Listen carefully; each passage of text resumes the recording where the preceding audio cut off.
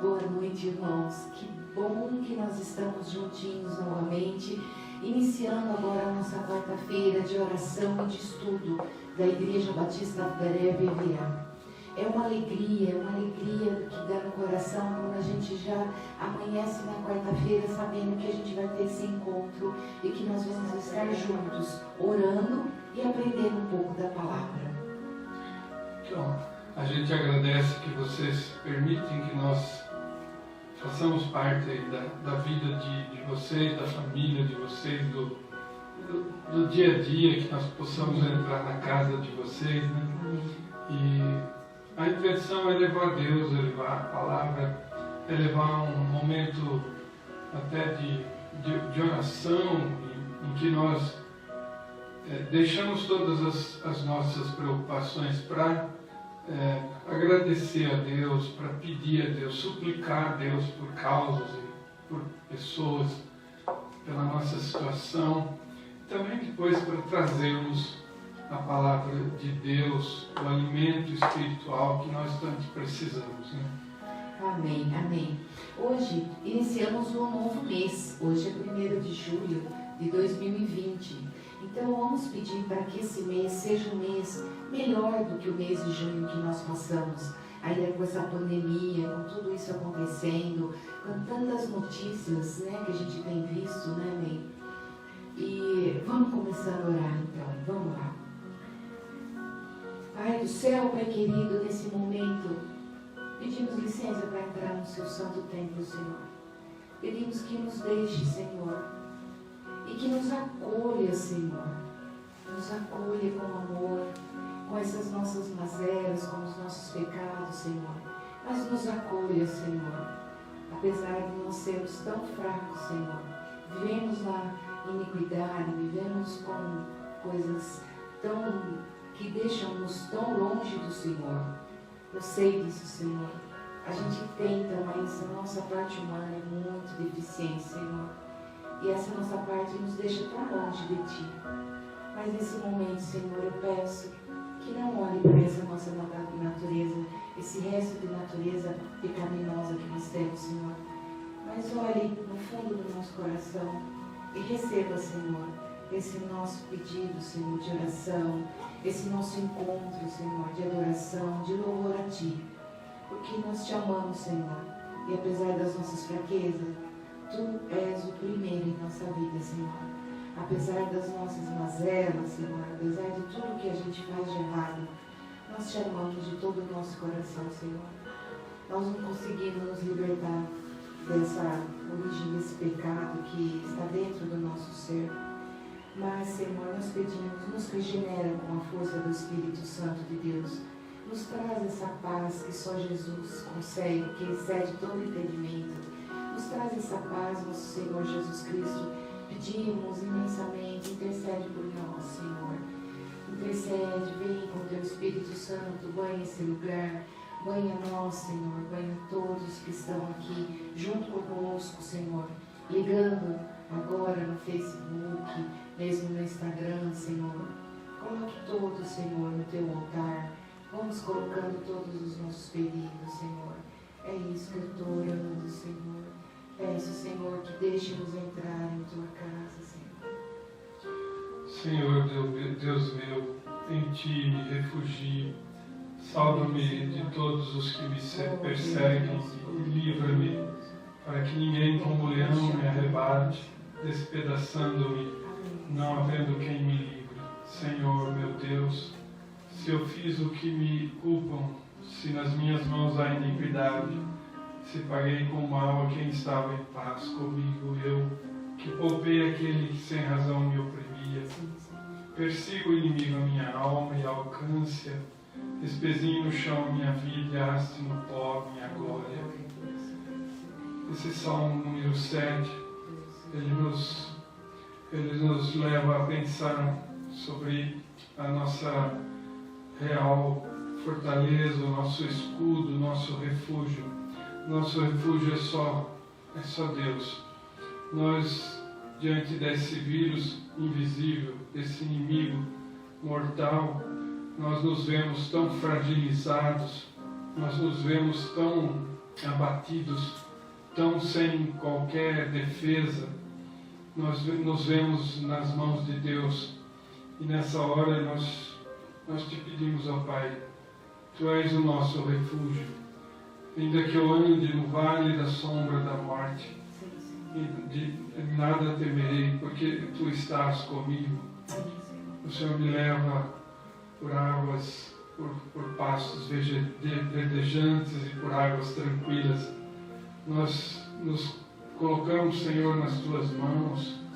Nós colocamos todos aqueles que nos acompanham, que estão nos assistindo, em Tuas mãos, Senhor, para que o Senhor olhe a cada um, olhe pela vida deles, olhe pela aflição que eles estão vivendo, a angústia e o medo, as incertezas, as dificuldades financeiras, ó Deus, as doenças que estão ainda, continuam ainda nos afligindo, nos atormentando, nos atribulando, as perseguições, ó Deus, nós que somos o Teu povo, nós sabemos que o inimigo, ele nos persegue cada dia, através de pessoas, através de acidentes, através das doenças, através de problemas, para que nós não tenhamos tempo de louvar ao Senhor, de agradecer ao Senhor,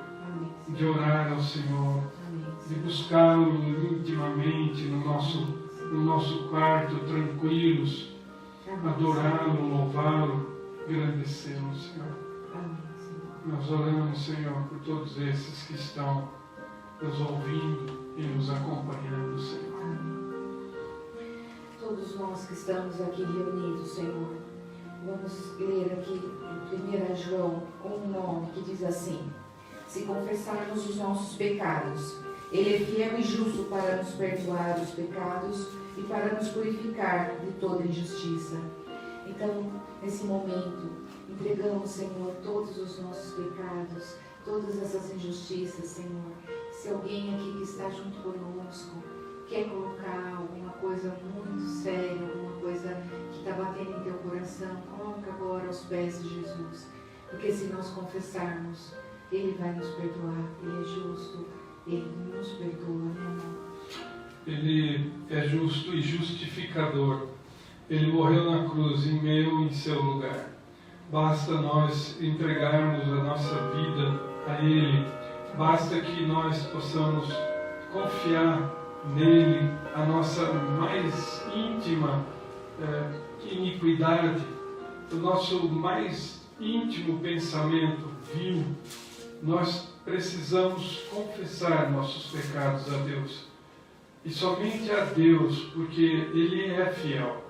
Os homens não são fiéis. Ele é justo e os homens não são justos. E Ele pode nos perdoar, porque Ele viveu como um de nós.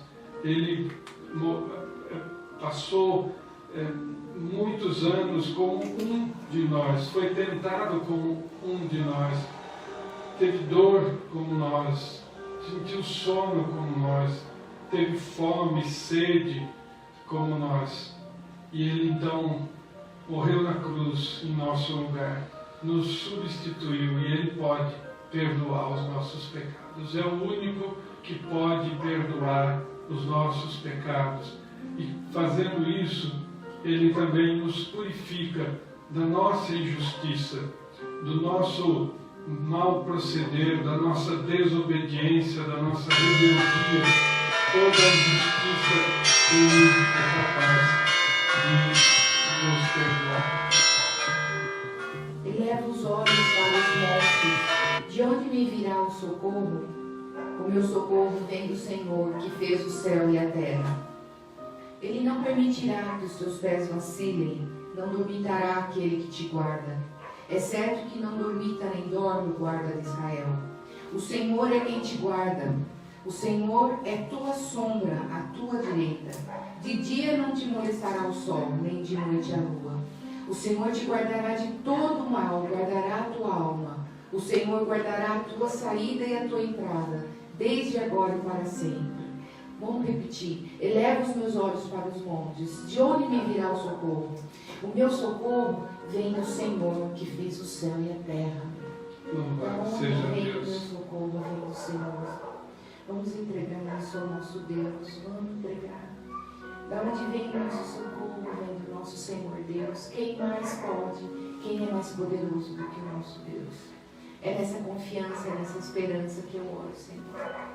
Entrego todos que estão junto conosco, Senhor. Venha, Senhor, venha nos socorrer. Manda Teu Espírito Santo, Senhor. Deus, meu Pai nosso, que estás no céu, vem em nosso socorro, Senhor. Ele não permitirá que os teus pés tropecem. Ele não dorme. Ele não permite que você caia. E se você cair, Ele te levanta. Ele sempre estará te guardando. Ele nunca dorme. Mesmo que nós estejamos dormindo, Ele está trabalhando para nos proteger, para nos guardar. Ele é a nossa sombra. Ele é aquele que não deixa que o sol nos queime, que a noite nos esfrie. Ele é aquele que guarda a nossa casa, que guarda a cada um de nós de todo mal. Ele guarda a nossa alma. Ele que pode nos dar a salvação. Ele nos guardará a nossa saída e a nossa entrada. O Senhor é meu auxílio, não temerei. Que me poderá fazer o homem? O Senhor é o nosso auxílio. Que poderá fazer o homem contra nós? Se somos de Deus, se estamos com Deus, que poderá o homem fazer? Amém. Oh Pai do céu, é nessa esperança que vivemos, Senhor. Oh Pai querido, acolha todos esses nossos irmãos que estão conosco orando agora, Senhor. Proteja-nos, Senhor, de toda maldade, de todo olhar do homem, Senhor, que a gente sabe que tem, mas nos proteja, Senhor, da inveja, da calúnia, Senhor. Nos proteja da maledicência, Senhor. Fica conosco, Senhor, nos guarda, Senhor, porque nós temos a esperança e acreditamos, Senhor, que se nós estamos com o Senhor, que será que o homem poderá fazer contra nós? Amém. Amém. Se Deus é por nós, quem será contra nós? Amém. A missionária hoje vai falar sobre isso, né? E nós também temos esse versículo: e o Deus da esperança vos encha de todo gozo e paz no vosso crer, para que sejais ricos de esperança no poder do Espírito Santo. E o Deus da esperança vos encha de todo gozo e paz no vosso crer. Louvado seja Deus por essa palavra linda, por essa riqueza de palavra. Que Deus possa nos enriquecer com esperança, com o poder do Santo Espírito, porque Ele nos concede o fruto do Espírito, que é o amor, a paz, a alegria, a longanimidade, a benignidade, a bondade, a fidelidade, a mansidão e o domínio próprio. Oh, glória a Deus, Deus seja louvado. Nesse momento, Senhor, eu quero colocar todos os nossos irmãos que oramos às 3 da manhã com o pastor Alexandre.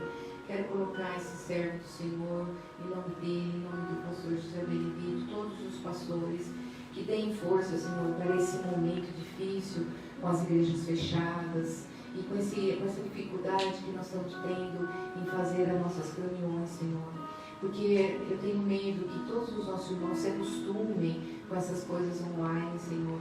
E não é isso que está na palavra, Senhor. Nós precisamos congregar. Isso está na palavra de Deus. Mas nós precisamos estar juntos. Nós sentimos falta de estar juntos, Senhor. Coloco, Senhor, a Solange Pacon, a nossa irmã, amiga, querida. Coloco a Vitória, o Mateus, Senhor, em teu altar. Coloco o Geraldo Costa, que entrou também para orar conosco, Senhor. Coloco toda a família dele. Entregamos toda a família dele, Senhor. A Sueli, Carlos Amaral, a Luísa Rodrigues, hoje é aniversário da Luísa, amém. Que Deus a proteja, cubra de bênçãos, que traga muita saúde, é isso que nós oramos, Senhor. Pedimos que toda a família dela, todos aqueles que ela ama, Senhor, sejam também protegidos com a tua bênção, Senhor, com o teu afago de paz, Senhor, que eu sei que o Senhor é, e é isso que eu creio, Senhor. A Penha Lombardi, Senhor, e a nossa irmã Cida Santos, Senhor, que está sempre conosco, sempre orando conosco, Senhor. Coloco no teu altar a mãe Zé Benedito, que ainda está internada, Senhor. Coloco também a minha mãe, a minha irmã, a minha prima Denise, Senhor. Coloco todos no seu altar e no nome delas, todas as famílias também, Senhor. Recebe, Senhor, todos em teu altar. Recebe o Guilherme da Cida, Senhor, em teu altar. Recebe o presbítero Manuel. Recebe a família do Rony, Senhor, a Ilane, a Rebeca. Recebe a família da Dona Isudinha no teu altar, Senhor. Todas as crianças, que a gente sente tanta falta, Senhor. A Cecília, nossa costureira, Senhor. A Margarete, a Marina, o Felipe. Vai colocando, Senhor, todos eles. A Valdete, a Io, Senhor. Coloca todos eles no teu altar, Senhor. Recolhe como filhos teus, Senhor. A Daniara, vai lá, visita seu Milton no hospital em Bauru, Senhor. Visita a Ângela Duda lá em Bauru. Nosso filho Guilherme e a Vivian, Senhor. Nosso filho Renato e Bruno.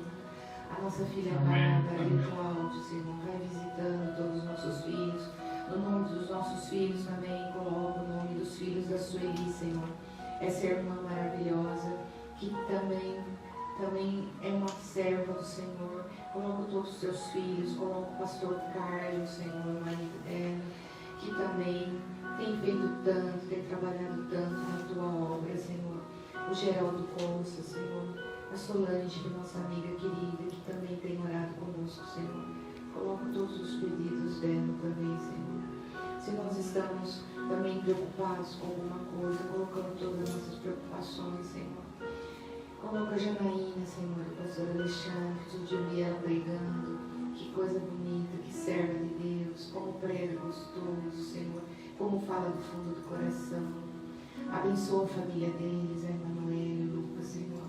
Vai dando proteção a eles e também subsídio financeiro, Senhor, que a gente sabe. E no nome deles eu peço que o Senhor também guarde financeiramente todos nós, Senhor, todas as famílias, Senhor, porque nós estamos passando por dificuldades, Senhor, e nós entregamos a Ti, Senhor.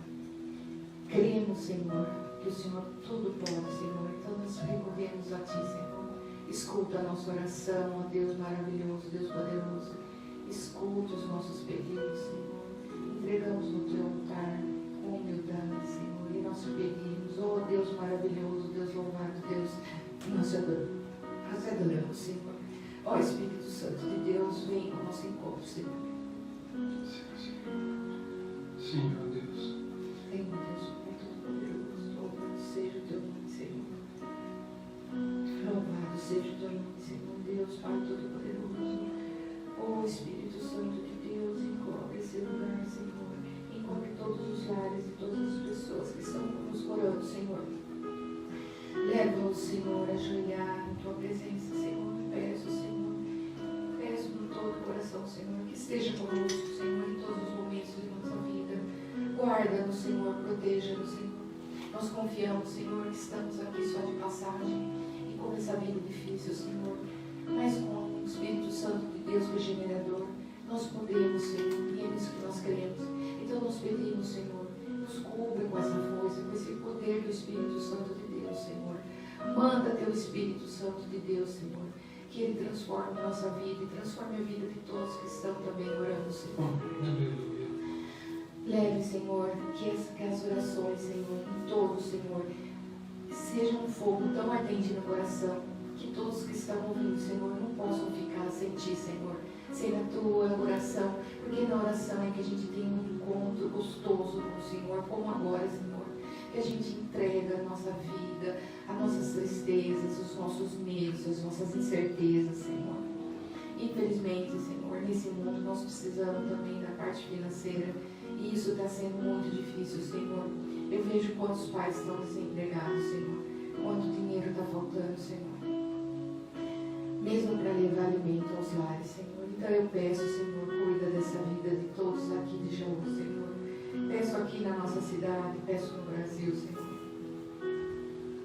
Louvado seja Deus por Louvado isso. seja Deus. Nós também colocamos colocamos desde já, Senhor, em tuas mãos a vida da missionária, da Thelma, que trará agora a palavra para que nos alimente, nos edifique, nos faça amadurecer como crentes, como cristãos, que ela seja usada pelo Teu Santo Espírito, que ela seja cheia do Teu Santo Espírito e fale o que o Teu Santo Espírito colocar na sua boca, que ela traga para nós palavras de consolo, de conforto, palavras que nos transformem em pessoas melhores, pessoas mais adultas e mais cristãs, mais fundamentadas na palavra, Senhor. Nós oramos assim, agradecidos, no nome do Senhor Jesus, o único que pode nos dar a salvação e o perdão dos pecados. Amém, Senhor. Amém, Senhor. Oh Deus Todo-Poderoso. Então, agora nós vamos, terminando essa oração, esse encontro com o Senhor, nós vamos então para o nosso encontro de estudo semanal de quarta-feira. Vamos lá. Eu vou ficar em pé para chegar até aqui. Acho que eu vou abrir aqui esse livrinho. Pessoal, vamos lá então. Deixa eu aqui me acertar, porque depois da oração, quando a gente está assim com Deus, a gente fica numa intimidade que depois a gente tem que se recuperar para falar, senão a gente não consegue, né? Mas o nosso Deus Todo-Poderoso me ajudou e essa semana aqui eu preparei com muito carinho, então o nosso encontro. Olha, só para fazer a apresentação de quem está chegando agora, então de quarta-feira a nossa igreja Batista Breve Virá, que fica na rua Riachuelo 691 em Jaú, no estado de São Paulo, Brasil, é uma igreja batista porque o nosso batismo é por mergulho, por imersão, e breve virá. Por quê? Porque nosso grito maior é pregar e falar da volta de Jesus. Então nós dizemos que breve Jesus voltará. Então, por isso que nós colocamos breve virá, para que essa sementinha caia no nosso coração e que essa esperança que Deus nosso Pai do céu e Jesus Cristo vai voltar, breve Jesus voltará, e essa é a nossa crença.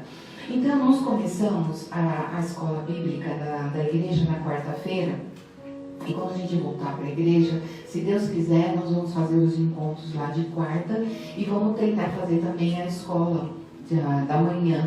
Nós vamos ver como é que nós vamos poder colocar uma escola bíblica para a gente poder também estar pregando de manhã. Bom, aí nós estamos usando, só para a gente colocar, nós estamos usando um livro,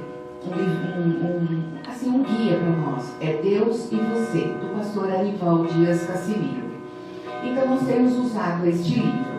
E nós chegamos num ponto agora que nós paramos, a divisão foi feita assim, ó, pessoal.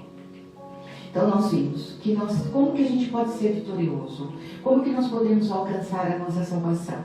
Então nós fizemos todo um estudo como a gente ser vitorioso em Jesus Cristo. Depois nós fizemos um estudo sobre o Espírito Santo de Deus. E agora nós estamos fazendo um estudo sobre o nosso Deus Pai. E nesse estudo do Deus Pai, o que aconteceu? Nós estávamos caminhando, e aí nós paramos aqui, em Romanos 8, 29 e 30. Aqui, em Romanos 8, 29 e 30, no último encontro nosso, eu falei para vocês que nós íamos dar uma pausa para nós conversarmos sobre a salvação, o que nós entendemos por salvação e quais as correntes que existem de pensamentos em relação a esse tema tão importante. Por que eu falei isso para vocês? Porque aconteceu comigo mesmo.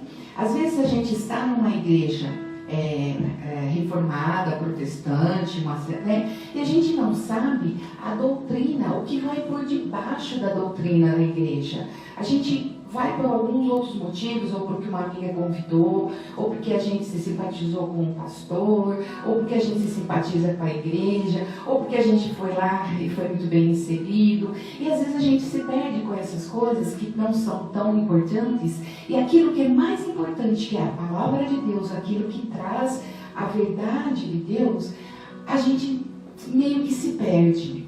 E o que eu tenho percebido é que as igrejas, as igrejas que eu frequentei, principalmente depois que nós nos convertemos, que o Zé Benedito foi fazer teologia, quando ele estava no estudo, nós visitamos muitas igrejas. Por que eu achei isso importante? Eu achei porque eu queria saber exatamente como as igrejas pensavam, qual era a doutrina que usava, como que era feito a parte da administração da igreja. Tudo isso era muito importante para que eu pudesse realmente ter uma vivência maior de como das coisas que eu realmente acreditava e daquilo que era importante. Aí me veio uma coisa na cabeça: para nós sabermos aquilo que é importante, aquilo que Deus quer falar para nós precisamos estudar, nós precisamos ler, porque a verdade não está em nós. Então nós precisamos conhecer. Você não pode, por exemplo, achar. Você tem que realmente pensar e ver de onde veio aquilo. Então, por que eu acho que nós vamos parar um pouquinho aqui? Porque quando a gente vê esses dois versos, 29 e 30, há uma diferença de pensamento entre as igrejas. Não sei se vocês sabiam disso. Não que isso seja, por exemplo, um ponto de salvação. Não é. Você, quando chega lá, ele não vai perguntar para você o que você acreditava. Você era, como a gente vai falar, de calvinismo e de arminianismo. Você era calvinista ou você acreditava no arminianismo? Jesus não vai perguntar isso para nós. Isso não é ponto de salvação. Só que eu acho isso importante. Por que eu acho importante? Porque quando você vai à igreja, esses dois pensamentos, eles estão dentro da doutrina que o pastor vai falar. Então, eu acho que assim, vocês têm o direito de saber o que é isso ou o que é isso. E fazer a tua escolha. Fazer aquilo que você acha que, depois de tudo que você estudar, você chegar numa conclusão. Mas demorem para chegar a uma conclusão. Eu vou pedir para vocês que vocês demorem muito tempo para chegar a essa conclusão. Pensem bem, leiam bem, assistam às aulas. Essas aulas que eu vou dar vão ter bastante pedaço, porque eu fiz uma coisa bem completa. Quase assim, tenho pego muita coisa sobre calvinismo, tenho pego muita coisa sobre arminianismo. Tenho lido muito, tenho pego bastante pastores, tanto calvinistas como arminianos, vendo bem os pontos, separando bem as coisas, e eu vou tentar passar isso para vocês de uma forma imparcial. Eu vou mostrar para vocês o que fala um e o que fala o outro, tá bom? E aí depois, no final, eu até posso dar a minha opinião pessoal. Depois de tudo isso que eu estudei, eu posso dar a minha opinião pessoal. Não que isso vá fazer com que você mude de ideia, não. Eu acho que cada um, vocês têm que ser que nem os bereanos, tem que conferir lá na palavra de Deus. Mas eu vou dar aonde eu cheguei, tá bom? Então, quando nós chegamos nesses versículos 29 e 30 de Romanos 8, nós precisamos parar. Vamos então à leitura? Vamos lá. Eu copiei. Sabe por que eu copiei? Porque eu achei assim, é muito importante. Abram em Romanos 8, 29 e 30. E vamos ler com bastante calma, bem devagarinho, para a gente poder mesmo pensar. Então vamos lá. Prontos? Vamos lá. Versículo 29. Porquanto, aos que de antemão conheceu, também os predestinou. Palavrinha, né, gente? Vai guardando, ó. Para serem conformes à imagem de seu Filho, a fim de que ele seja o primogênito entre muitos irmãos. No versículo 30. E aos que predestinou, a esses também chamou.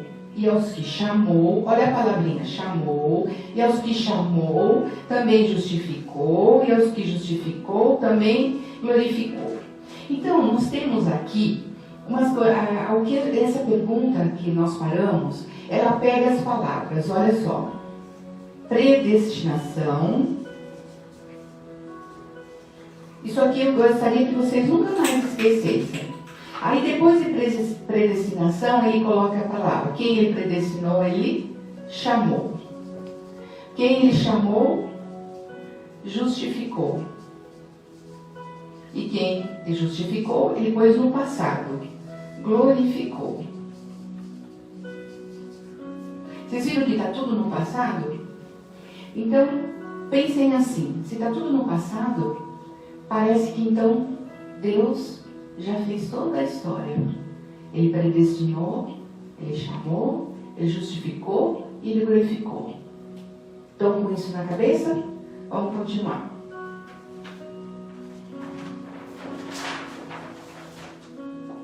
Então nós falamos. Nessas frases, nós temos uma palavra que causa muita divergência entre os cristãos. Predestinou ou predestinação. Por que eu falei que eu ia parar aí? Porque é justamente nesses dois versículos que nós vamos ver duas diferenças muito grandes de interpretação dentro das igrejas cristãs reformadas, ou protestantes, ou evangélicas, como vocês queiram chamar. Aí vocês também, isso me chamou muita atenção, porque aconteceu comigo. Eu só fui descobrir como a minha igreja pensava depois de muito tempo, porque aí eu comecei porque parece meio que as igrejas, não é que elas escondem, mas elas não falam sobre isso. Por quê? Porque isso é uma conversa polêmica e que talvez eles achem que não seja assim tão relevante. Outro dia eu estava falando com a minha filha sobre isso, ela falou assim: mãe, mas será que as pessoas querem pensar? As pessoas vão engolindo as coisas. Mas eu não quero isso, eu não quero que a minha igreja tenha, a igreja de Deus, mas que a gente está servindo, que tenha pessoas que não pensem. Eu quero que tenha pessoas que pensem e não que engulam aquilo que eu estou falando. E que elas realmente perguntem: ah, sim, por que vocês fazem batismo por imersão? Ah, tá. Vocês guardam sábado ou vocês guardam domingo? Vocês são calvinistas ou vocês são arminianos? Aquilo que vocês acreditam. Eu acho que isso são coisas importantes. Talvez a Bárbara, minha filha, falou assim: mãe, mas será que as pessoas vão repetir? Será que elas estão preocupadas com isso? Eu acho que se vocês não estão preocupados com isso, vocês deveriam estar. Porque nas igrejas vocês levam seus filhos. E eles a cabeça deles vai estar sendo formada numa doutrina que por baixo disso vão ter esses dois pensamentos. Então eu acho importante que os meus irmãos, aqueles que estão junto e que têm assistido aqui com a gente, mesmo que seja assembleano, seja batista, seja presbiteriano, seja da Ventos do Avivamento, seja você, comece a pensar e comece a ver e comece a perguntar para o seu pastor: pastor, e a minha igreja, como que ela pensa? Como que é a doutrina? O que o senhor fala sobre isso? Então é sobre isso que nós vamos conversar.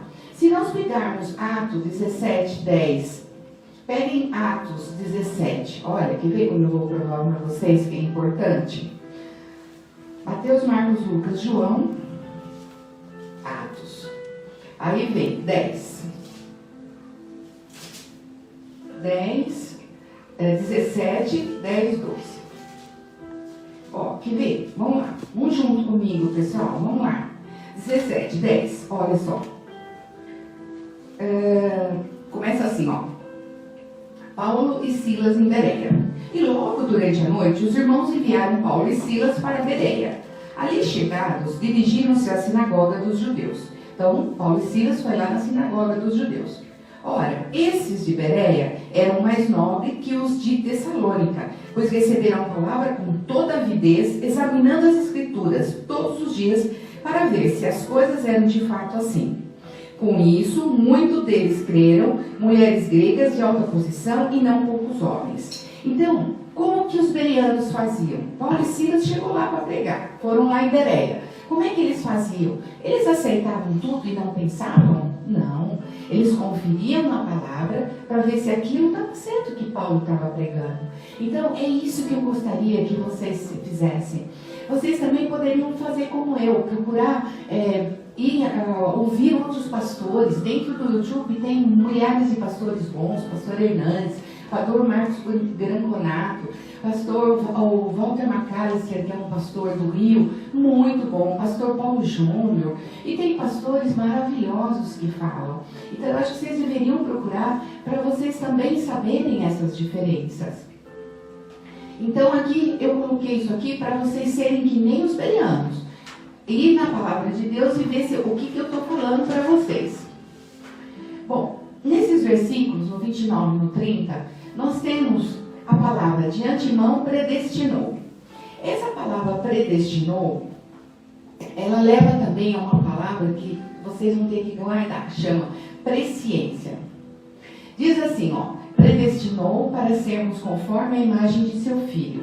Então ele predestinou, predestinação. Aquele que predestinou, ele diz que chamou. Nós vimos lá no versículo 29. Aqueles que chamou, justificou. E aquele que justificou, glorificou. Isso nós vimos no versículo 29. As duas correntes que nós vamos aprender. Essa aqui é a dos calvinistas, o pensamento calvinista e o pensamento arminiano. Não tem como. Ou uma igreja está nesse aqui, ou uma igreja está nesse aqui. Por exemplo, as igrejas calvinistas reformadas, as igrejas presbiterianas, as igrejas batistas, tem algumas reformadas, então tem algumas igrejas congregacionais que são, a Batista, a Redenção, e a nossa igreja também tem pensado assim. As igrejas arminianas, a igreja do Nazareno é uma igreja arminiana, a igreja do Evangelho Quadrangular é arminiana, a igreja metodista, todas são arminianas, as igrejas batistas gerais são arminianas, a igreja Jaboque de São Paulo é arminiana. Eu falo dessa igreja Jaboque porque ela tem um teólogo muito importante e muito bom também, tem muita coisa boa escrita, mas é arminiano. A igreja das Assembleias de Deus são arminianas, todas elas, todo o pensamento delas são arminianos. Se você for numa pregação de um pastor da Assembleia de Deus, a doutrina por baixo da palavra dele vai ser arminiana. E a igreja adventista do sétimo dia. O que eu percebo é o seguinte, às vezes, as igrejas, as que eu visitei, elas se perdem um pouco. Por isso que eu acho que a gente tem que conferir tudo. Por exemplo, ela vai pregar sobre um versículo. E aquele versículo, ela faz uma interpretação calvinista. Aí ela vai pregar num outro versículo, que nós vamos começar a dar os versículos. Ela prega, mas ela tem um sentido arminiano. Então você não sabe se ela é calvinista ou se ele é arminiano. Isso acontece muito com a igreja católica. Lembrando que eu fui católica, lembrando das pregações dos padres, a gente vê muito isso. Eles ficam algumas coisas são meio que calvinistas, algumas coisas são meio que arminianos, mas assim, vamos dizer, acho que muitos por cento são arminianos. Ou às vezes, por exemplo, você vai em alguma igreja que o pastor daquela igreja, o pensamento dele é mais calvinista. Aí então ele prega mais sobre o calvinismo. Ou você vai numa igreja que o pastor é mais arminiano, então ele prega mais sobre as propostas de Armínio. Agora, tem aquelas que são realmente definidas, como a Igreja Presbiteriana do Brasil é uma igreja calvinista. A Igreja Assembleia de Deus é uma igreja arminiana. E agora, como tem muitas denominações, vou sujar meu vestido. Como tem muitas denominações, e cada tem um nome, né? Jesus Cristo Pleno, Jesus Cristo Salvador, Jesus Cristo. Então, dentro dessas doutrinas, vai estar isso aqui embutido, vai estar isso aqui. Então, se for uma igreja reformada, mais tradicional, você vai saber exatamente o que ela é. A Igreja Nazareno é arminiana, a Igreja do Evangelho Quadrangular é arminiana, todas as igrejas metodistas são arminianas, as igrejas batistas são arminianas, a Igreja Adventista do sétimo dia é arminiana. Se a gente voltar, as igrejas presbiterianas são calvinistas. As igrejas batistas reformadas são calvinistas. A Igreja Batista Redenção de São Paulo é calvinista. Então, a gente tem bem essas diferenças nessas igrejas. Agora, nas igrejas que não são tão tradicionais, então aí vocês precisam verificar realmente o que tem por baixo da doutrina. Vamos agora aos fatos históricos. O calvinismo é a tradição teológica da qual o reformador protestante João Calvino viveu de 1509 a 1564. E foi ele que colocou esse proponente dentro do calvinismo. O arminiano, ele é oriundo do movimento de oposição à perspectiva da salvação dos reformados calvinistas. Então ele veio em oposição àquilo que os calvinistas falavam. E tem como iniciador deste novo pensamento o teólogo e pastor holandês Jacob Arminio. Ele nasceu em 1569 e morreu em 1609. Eu coloquei tudo nessa folha só para vocês verem o seguinte, ó. Vocês veem que Calvino morreu em 1564 e Arminio nasceu em 1569. Então vocês veem que eles não se conheceram. Um viveu numa época e depois que morreu Calvino, depois de 5 anos, nasceu Arminio. Então eles são de épocas diferentes. Mas o Arminio, ele veio de um movimento que fazia oposição aos pensamentos do calvinismo. Aí, estudando um pouquinho mais, isso aqui eu já coloquei. Estudando um pouquinho mais, eu cheguei ao seguinte: eu quero fazer uma coisa mais simples, mais objetiva para vocês. Realmente, não foi Arminio que fez toda essa confusão entre calvinistas e arminianos. Na verdade, foram os discípulos dele. São chamados também de remonstrantes, que propuseram as 5 reformulações da teologia reformada.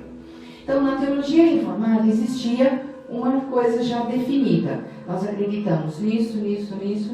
O Arminio veio lá e propôs uma coisa diferente. Só que não foi ele que fez toda essa confusão, foi os discípulos, chamados de remonstrantes. Aí eles chegaram e fizeram uma formulação falando o contrário não, com outras posições, que realmente são meio contrárias mesmo.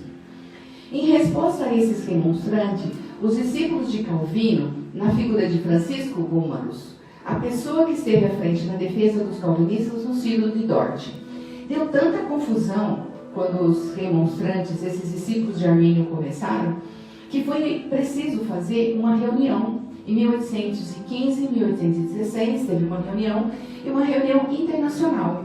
E nessa reunião, eles chamaram de Cânone de Dort, o Sínodo de Dort. Eles foram, então, conversar sobre tudo isso que estava acontecendo e sobre essas ideias novas que estavam surgindo na igreja. Sendo assim, entendemos que esse debate entre calvinismo e arminianismo tem a ver com a soberania de Deus e a responsabilidade humana. Na verdade, é o seguinte, vocês têm que pensar assim, ó, qual era a questão em si? Pensem assim, ó, calvinismo, soberania de Deus, e o arminianismo, como ele coloca, que tem a responsabilidade humana. Soberania de Deus e responsabilidade humana. Nós temos 2 pontos aqui. E era isso que entrou em questão. Soberania de Deus e responsabilidade humana. Continuando.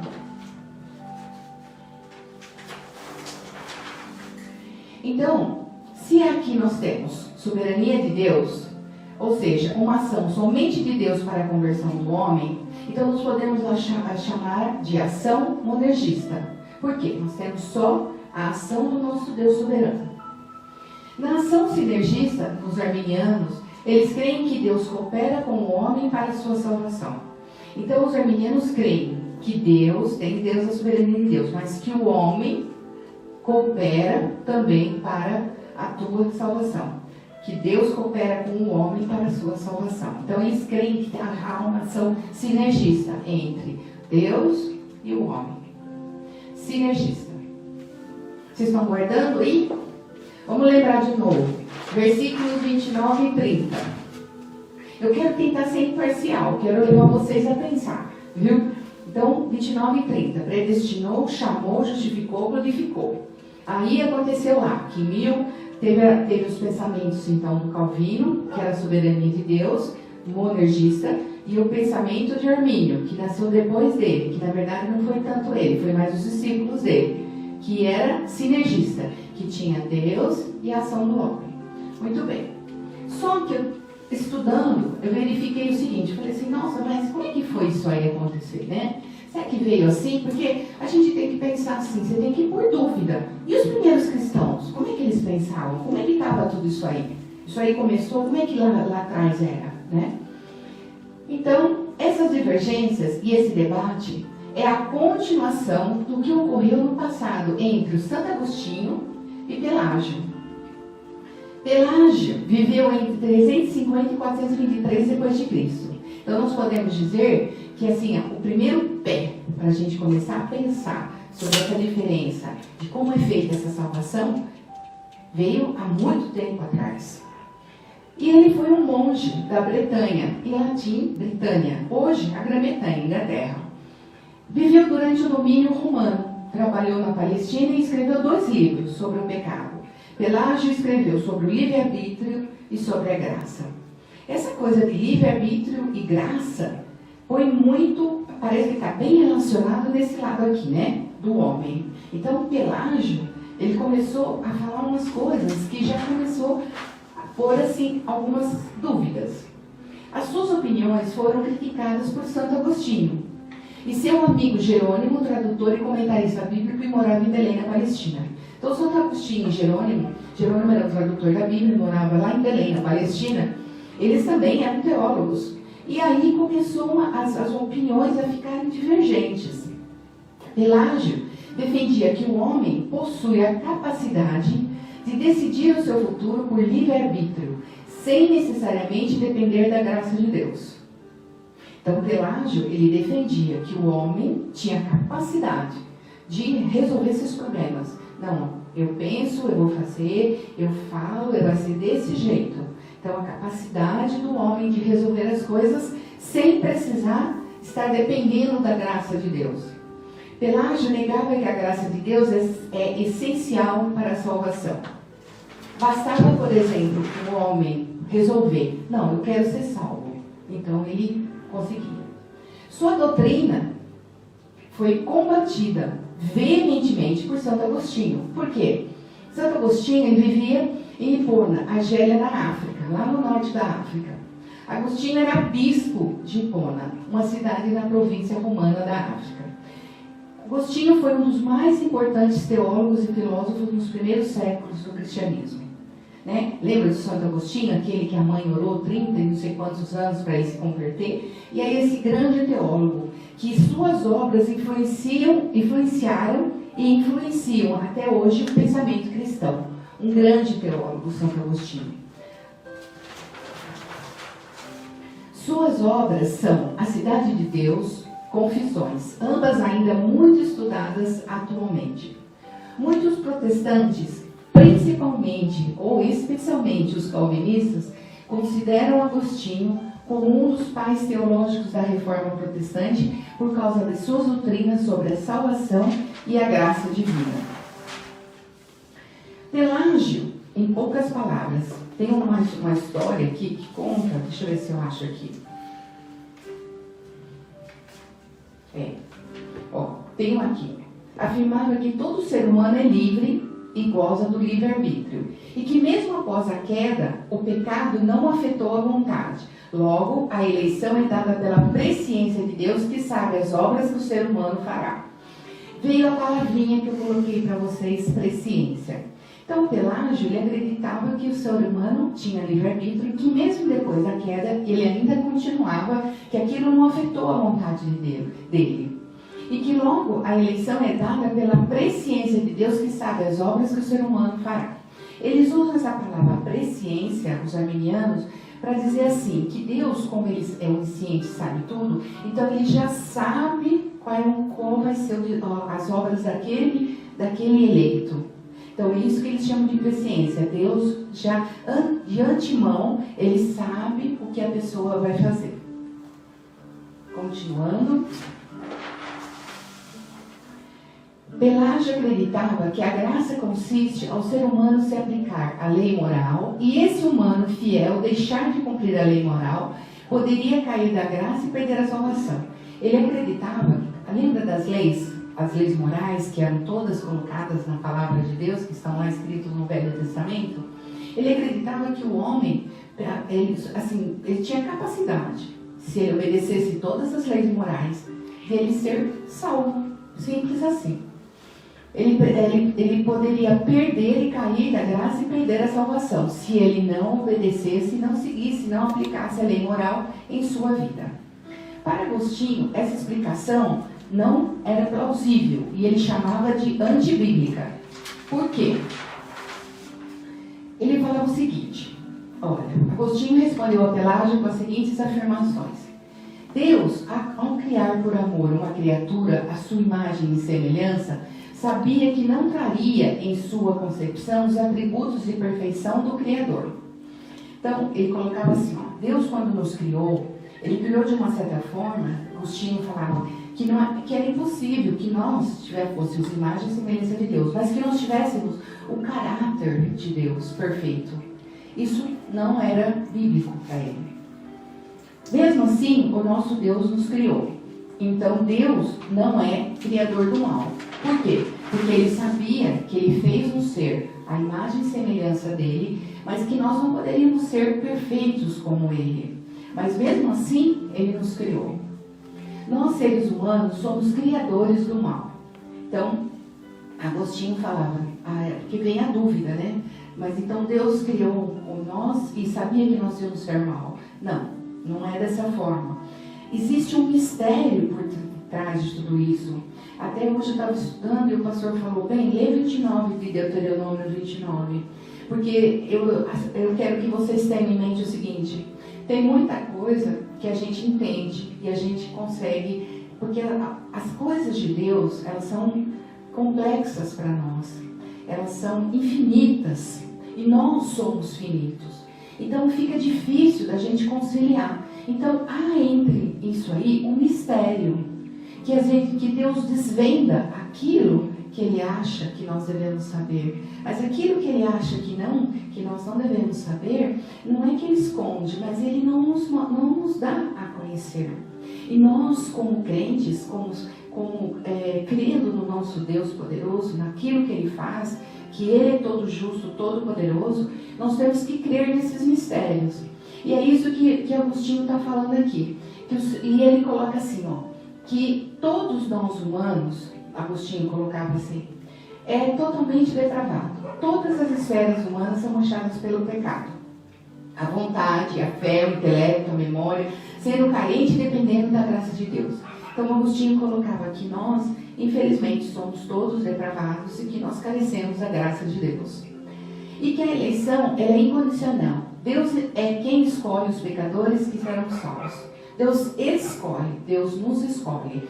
É diferente do pensamento da presciência lá de Pelágio. Porque Pelágio acreditava na presciência. Não, Deus, ele vê como a pessoa vai fazer as coisas, vai fazer as obras, e ele sabe de antemão que aquela pessoa vai ser escolhida. Já Agostinho não. Ela é incondicional. Deus simplesmente escolhe os seus eleitos. E que a graça, ela é irresistível.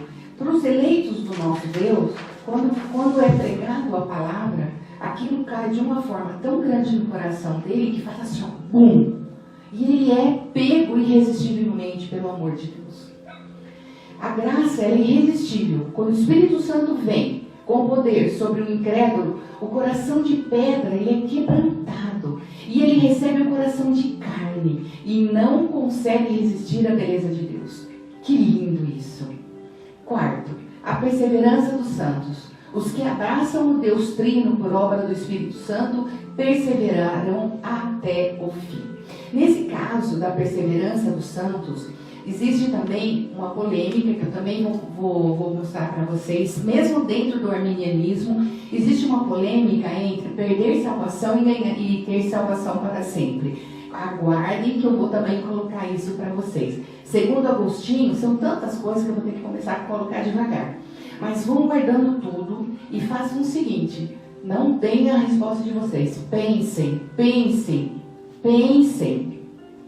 Perseverança dos santos. Então, Agostinho colocava assim, que os que são de deuses, que abraçam Deus, que acreditam e estão na obra do Espírito Santo, vão perseverar até o fim. Eles não perdem a salvação. Muito bem. Então, agora,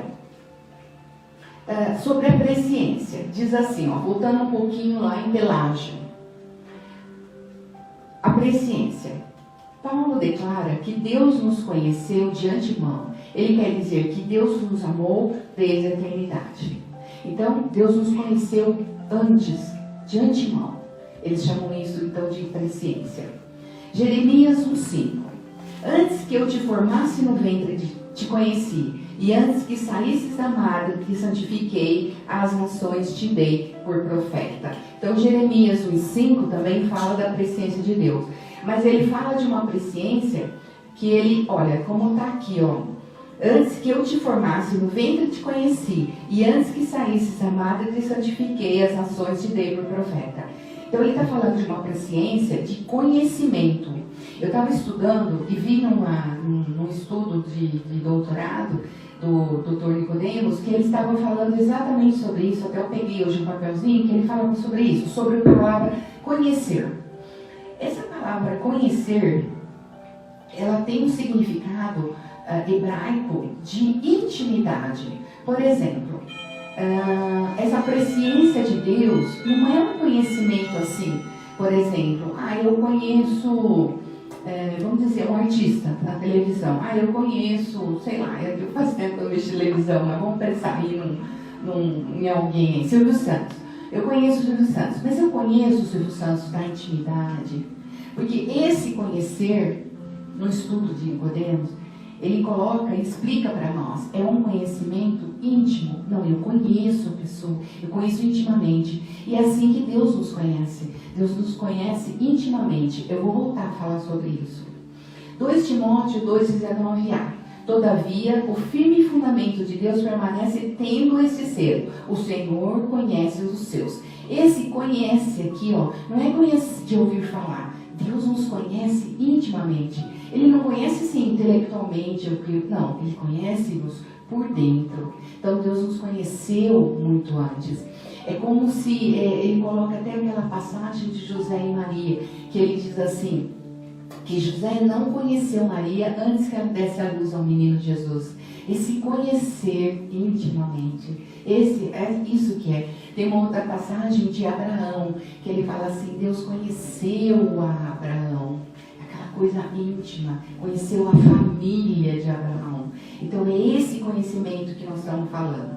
Em Efésios 1:4-5, como também nos elegeu nele antes da fundação do mundo para sermos santos e irrepreensíveis diante dele em amor, e nos predestinou para sermos filhos de adoção por Jesus Cristo, para si mesmo, segundo o beneplácito da sua vontade.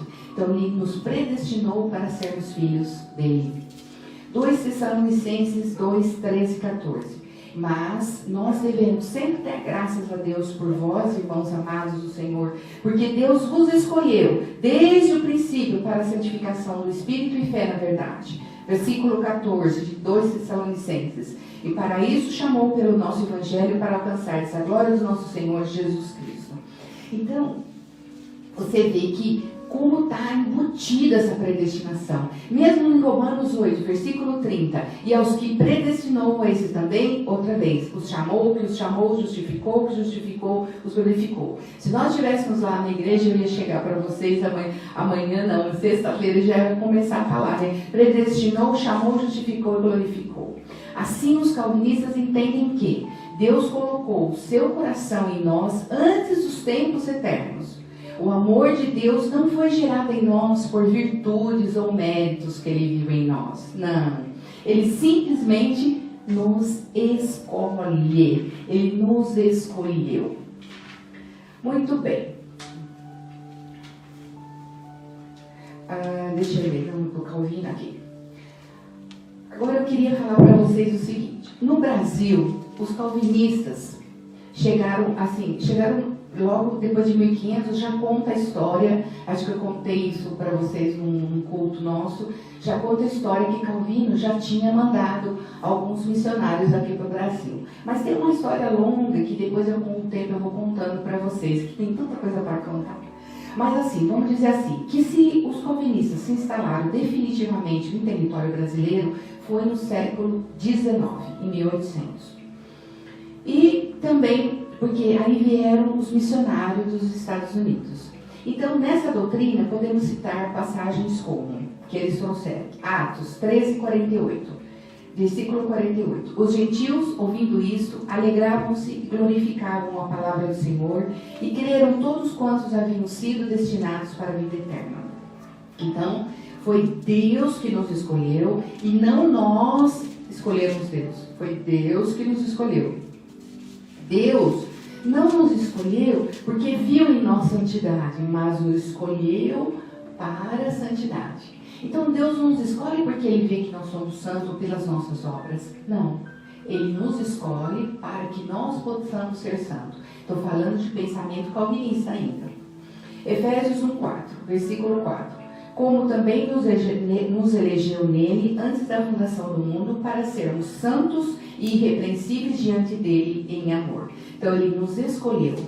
Efésios 2:10. Porque somos feitura sua, criados e em Cristo Jesus para boas obras, a quais Deus de antemão preparou para que andássemos nela. Então vocês veem que Jesus nos criou em Cristo Jesus para que a gente fizesse boas obras. Não vem antes. A gente não faz as boas obras e somos escolhidos, né? Essas passagens todas vão ter depois as explicações arminianas também. Porque eles também usam, porque os arminianos, eles não tiram a predestinação, mas eles têm uma outra forma de interpretação. Em 2 Coríntios 5:18, mas todas as coisas provêm de Deus. Dessa forma, nossa salvação não resulta da iniciativa humana nem do mérito humano, já que tudo provém de Deus. Então vocês veem que na nossa Bíblia nós temos tantas palavras que nos levam, tantas coisas que nos levam ao calvinismo, como nós temos passagens também que nos levam ao arminianismo. E é sobre isso que nós estamos conversando. Muito bem. Que já foi, já falei do Jacó Armínio, já falei do monergista e do sinergista, já falei do Pelágio, já falei do Santo Agostinho. Olha quanta coisa nós já falamos, hein? Deixa eu ver. Tem um pedaço aqui que eu quero falar para vocês. Quer ver? Ó. Por que houve? É a última ideia que eu vou dar para vocês, depois eu já vou passar aqui para os 5 pontos do calvinismo. Quando o monge Pelágio chegou a Roma, ele notou que muitos cristãos viviam de maneira indecente e pareciam não se preocupar com a crescente imoralidade e a não obediência à igreja. Pelágio chegou lá em Roma e viu que os irmãos viviam de qualquer jeito, com indecência, não obedeciam à igreja. Aí ele falou assim, vou rastrear os problemas aqui, o que está acontecendo em Roma?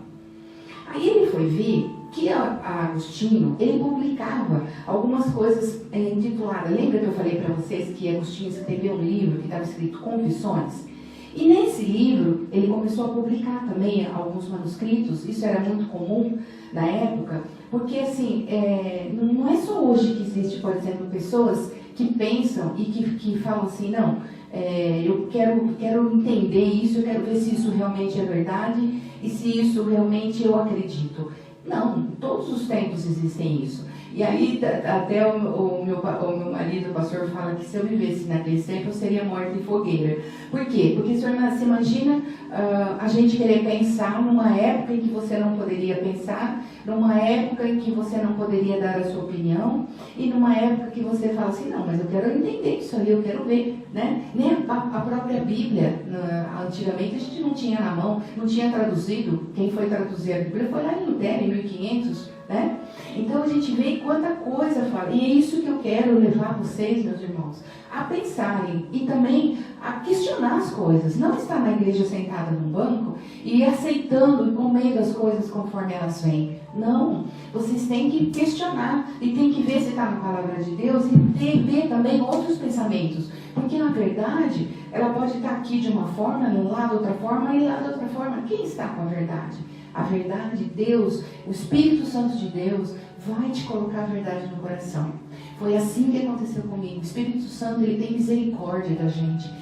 Você ora e ele mostra para você a verdade. E aí, o que aconteceu? Quando ele foi ver isso, ele viu que tinha um papel do Agostinho que falava o seguinte: ele afirmava que ninguém podia ser suficiente para abster-se da imoralidade, a menos que Deus lhe desse essa dádiva. Aí foi o seguinte: Agostinho colocou de uma forma tão assim concreta, que você não era capaz de nada, que você não conseguia nada, que era só pela graça de Deus, que pareceu para os romanos, para aqueles cristãos, que não adiantava ele fazer nada mesmo, que ele nunca ia conseguir ser salvo. Por isso que Pelágio, então, escreve o livro da natureza, e que sustentava que os seres humanos podem ter uma vida sem pecado, com seus dons naturais, e que cabe a eles fazer isso. Esse foi o início da grande controvérsia a respeito do pecado original, do livre-arbítrio e da graça, que ocupou a igreja e cuja repercussão continuou nos séculos e continua até hoje, né? Muito bem, então, aí vem essa diferença entre um pensamento e outro pensamento. Por quê? O que eu posso falar para vocês? Existe, de uma certa forma, um mistério. Creiam nisso. Eu ouvi o pastor Walter Macalester falar nisso. Não vou dizer assim tudo, porque eu quero guardar alguns segredos para os finais do nosso encontro, que eu quero levar vocês a pensarem. Não quero colocar as minhas ideias para vocês, eu quero colocar de uma forma que levarem vocês a pensarem. E ele coloca esse mistério de Deus tão bonito, que veio. Peguem Deuteronômio 29 e 29, que hoje eu li e deixou meu coração, olha, brilhar, gente. Tá vendo? Era para ler mesmo. Espírito Santo, você não precisa fazer nada. Ele mostra tudo. Ó, as coisas encobertas pertencem ao Senhor, nosso Deus, porém as reveladas nos pertencem, a nós e a nossos filhos, para sempre, para que cumpramos todas as palavras desta lei. Então, tem coisas que são mistérios. E nós temos que crer nisso. Pensem, deixe esse mistério na cabeça de vocês também. Então, recordando, versículo 29 e 30. Presciência, predestinação, chamou, justificou, glorificou. Isso nós vamos conversar bastante. Pensem em Calvino, que nasceu lá em 1509 até 1560 e pouquinho. O outro que nasceu em 1569, Armínio, e viveu até mais um pouquinho lá, não lembro mais a data, mas eu quero que vocês vejam bem esse contraponto, que um era monergista, o outro era sinergista. Monergista, soberania de Deus. Sinergista, Deus e o homem, que o homem não perdeu o livre-arbítrio. Aí que eu vou voltar depois a conversar com vocês sobre tudo isso. Aí o que aconteceu? Nós vamos falar sobre o sino de Dort. Quando houve aquela reunião, lembra que eu falei para vocês? Deixa eu colocar aqui. Eu vou falar de cabeça porque isso mesmo, ó. Na verdade, acho que eu falei a data errada. Esse sino de Dort, os cânones de Dort, é 1618 e 1619. Acho que eu coloquei 1800 no começo da aula. É 1618 e 1619. Então, nesse sínodo, ele teve uma dimensão internacional, pois 27 representantes de igrejas reformadas de todos os países onde a reforma tinha chegado vieram para essas reuniões. E também foram convidados os remontrantes. Aí nós temos os 5 artigos que foram colocados pelos remonstrantes em 1610, que fala, o primeiro artigo, a eleição realizada com base na presciência. O segundo artigo, a expiação ilimitada. Terceiro artigo, a incapacidade natural. Quarto, a graça preveniente. 5, a perseverança condicional. Então, esses 5 pontos. Esses 5 pontos, eu vou falar cada um deles, explicar direitinho para vocês no próximo encontro. E daí, em contrapartida a esses 5 pontos, nós temos então os 5 pontos que foram firmados nesse encontro do Sínodo de Dort. E eles usaram essas palavras aqui, ó. Deu uma palavra, tulip. Quem é calvinista sabe muito bem o que isso quer dizer. Então, o T era assim, que o homem era totalmente depravado, que a eleição ela era incondicional, que aqui a expiação ela era limitada, que a graça era irresistível e que tinha a perseverança dos santos. Então, está escrito em inglês, mas a palavra fica tulip, tá? Vamos ler de novo. T. Total depravity, inconditional election, limited atonement, irresistible grace e perseverance of the saints. Então, era uma coisa em inglês que eles colocaram esse tulip. Isso aqui é uma coisa importante para vocês saberem, para levar para a igreja de vocês. Vamos continuar. Então, padrões doutrinários das igrejas reformadas é os cânones de Dort, também chamado de 5 artigos contra os remonstrantes. Esse sínodo reformado de Dort aconteceu 1618-1619. Esse sínodo teve uma dimensão internacional. Então ele foi convocado, por quê? Porque uma série de perturbações no seio das igrejas reformadas causada pelo surgimento e propagação do pensamento arminiano, que são aqueles 5 artigos que eu vou ter que falar para vocês, cada um.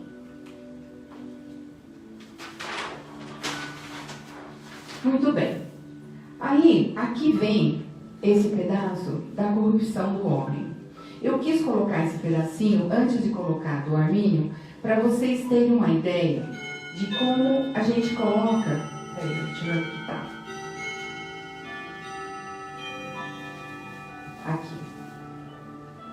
Aqui. Então, vamos lá.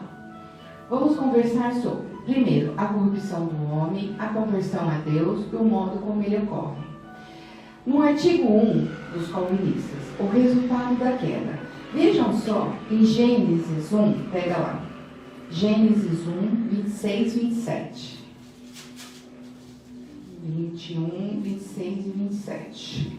Deixa eu pegar meu óculos aqui. Então vamos lá. Diz assim, ó. Também disse Deus: façamos o homem à nossa imagem, conforme a nossa semelhança. Tenha ele domínio sobre os peixes do mar, sobre as aves dos céus, sobre os animais domésticos, sobre a terra e sobre todos os répteis que rastejam pela terra. 27. Criou Deus, pois, o homem à sua imagem, a imagem de Deus o criou, homem e mulher os criou. Eu acho importante a gente saber esses pensamentos de primórdios mesmo, para a gente poder entender depois os 5 artigos, o que fala um e o que fala o outro. Então, no princípio, o homem foi criado à imagem de Deus. Fomos adornados com o verdadeiro entendimento e total conhecimento do nosso Criador e também das coisas espirituais. O nosso coração e a nossa vontade, naquele tempo, quando Deus nos criou, ele era reto. Todos os nossos pensamentos e sentimentos eram puros. O homem era completamente santo. Tá lá, nós já lemos. Gênesis 1, 26 e 27. Mas, após comer do fruto da árvore do bem e do mal, pela instigação do diabo e pelo próprio livre-arbítrio, ele se previu desses dons excelentes. Gênesis 3, de 1 a 7. Então, agora vamos lá. Gênesis 3. Mas a serpente, mais sagaz que todos os animais selváticos que o Senhor Deus tinha feito, disse à mulher: é assim que Deus disse: não comereis de toda a árvore do jardim? Respondeu-lhe a mulher: do fruto das árvores do jardim podemos comer, mas o fruto da árvore que está no meio do jardim, disse Deus: dele não comereis, nem tocareis nele, para que não morrais.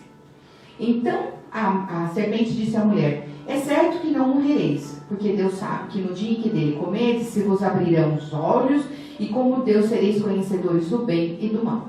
E aí o que aconteceu? Vendo a mulher que a árvore era boa para se comer, agradável aos olhos e árvore desejável para dar entendimento, tomou-lhe do fruto e comeu e deu também ao seu marido.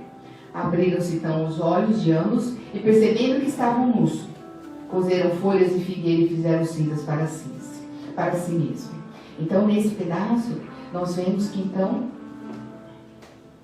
veio a corrupção do homem. Começamos a falar sobre isso aqui. Esses são pontos importantes, todos que eu estou falando, que vocês vão ter que guardar. Senão não vão conseguir depois analisar com firmeza esses pontos diferentes. Então o homem trouxe sobre si o quê?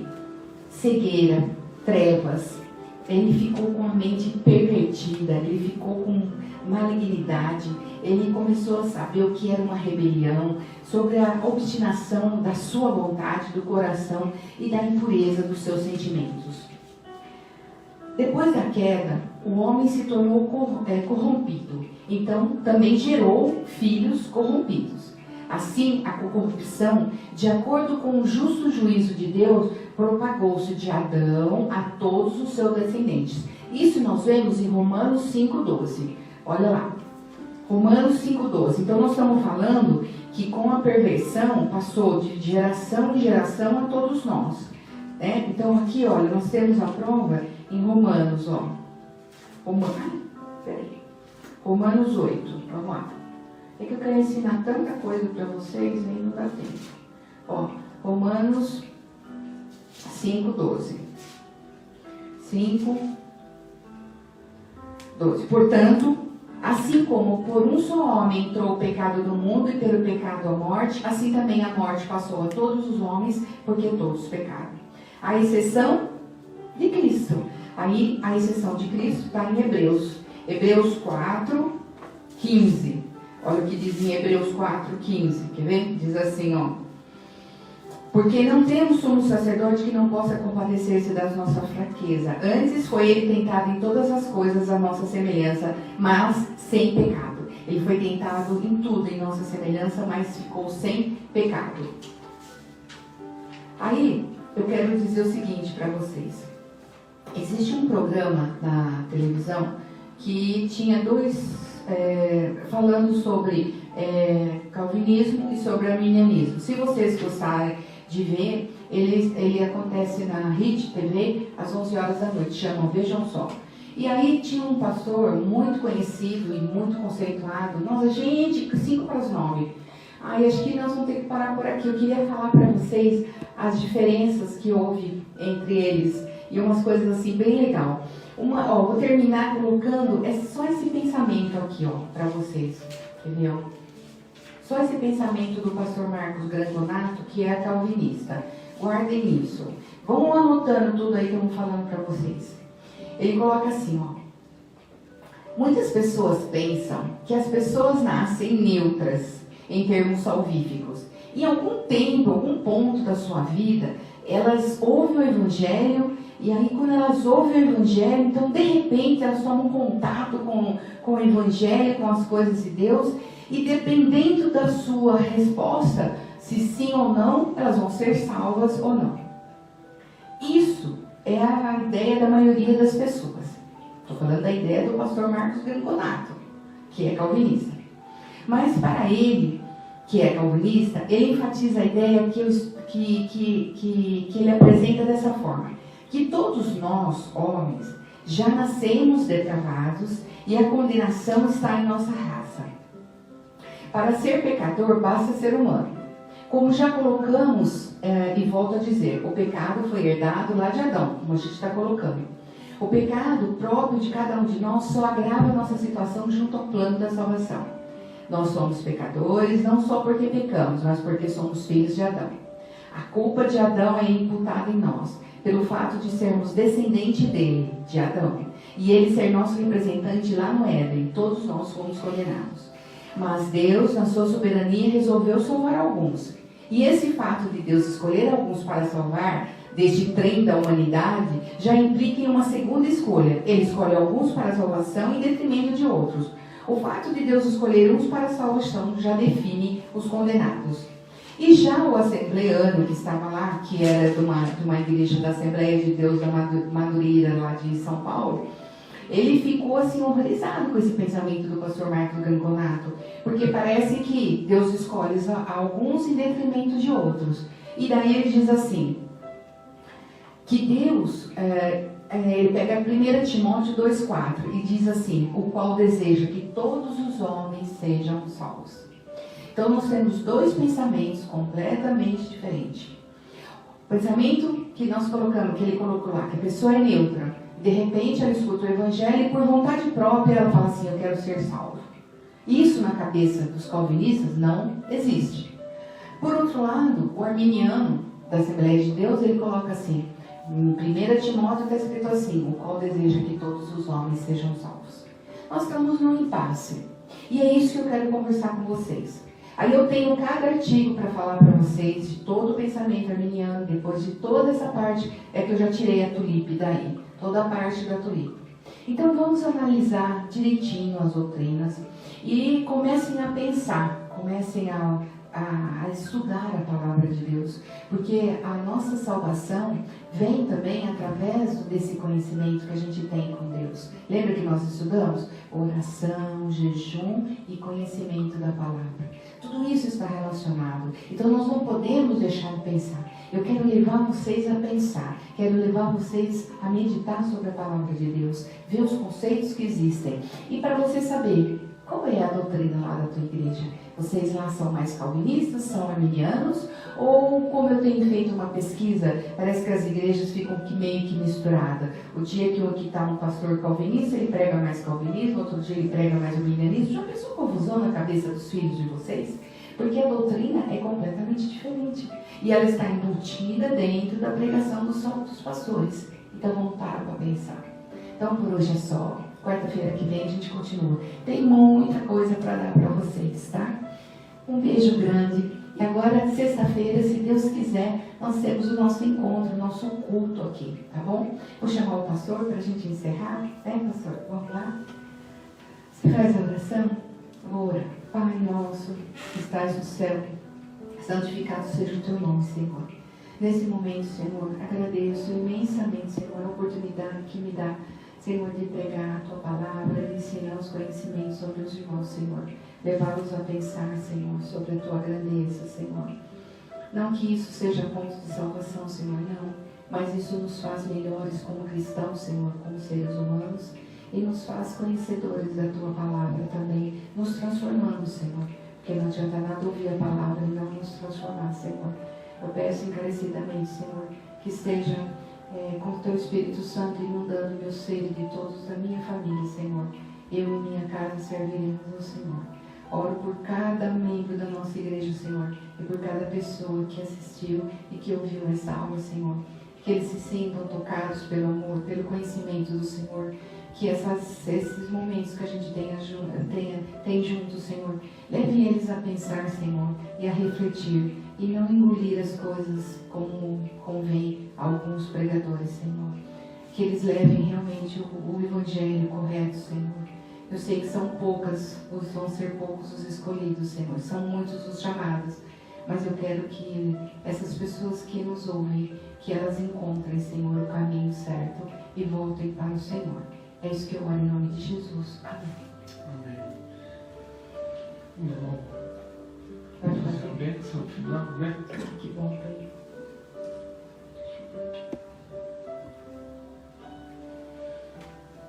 Então vamos receber a bênção final, que é a graça maravilhosa do Senhor Jesus, que é quem nos substituiu na cruz. Que o amor de Deus, o nosso eterno Pai, aquele que nos criou, que nos preserva, que nos protege, que nos alimenta, que nos põe em pé, e que o amor, a consolação, a alegria, a companhia do Santo Espírito sejam com cada um de nós e com todo o povo de Deus espalhado pela face da terra, hoje e sempre. Amém. Amém. Tchau, pessoal. Deus abençoe. Deus abençoe. Até sexta-feira, se Deus quiser. Até sexta.